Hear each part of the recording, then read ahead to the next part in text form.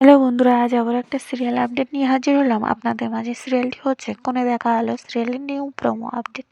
আপনারা সকলেই জানেন যে সুদেব মারা গেছে, তাকে নিয়েই বাড়িতে এবারে শ্রাদ্ধর কাজ চলছে।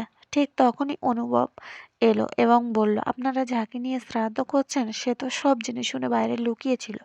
এমনটাই বলতে থাকে, আর তখনই বাড়ির সবাই উঠে দাঁড়ায় এবং অবাক হয়ে যায় সুদেবকে দেখে। তারপরেই সুদেব সব বলে দেয় যে বনলতা দিদি আমাকে লুকিয়ে থাকতে বলেছিল। তখনই বনলতা বলে, কি বলছো তো সুদেব, তুমি এত মিথ্যে কথা বলছো কেন?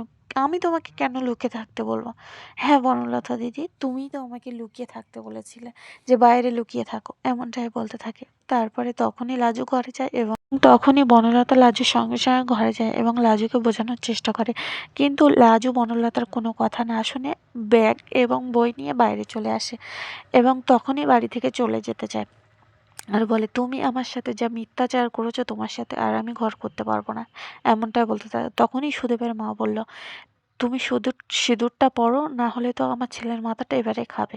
তখনই লাজু বলে দেয় যে না, আমি ওর ঘর আর করবো না, আমি ওর নামে সিঁদুর মুছেছি মানে ওর সিঁদুর আর পরবো না। ও এমন খেলা কেন খেললো? এমনটাই হতে চলেছে কোণে দেখা সিরিয়ালের নিউ প্রোমোতে। তা চলো বন্ধুরা, আজকের আপডেটটি এই পর্যন্ত। যদি ভালো লাগে থাকে লাইক কমেন্ট শেয়ার করবে, আর এমন এমন সিরিয়াল আপডেট পেতে আমার চ্যানেলটি সাবস্ক্রাইব করবে।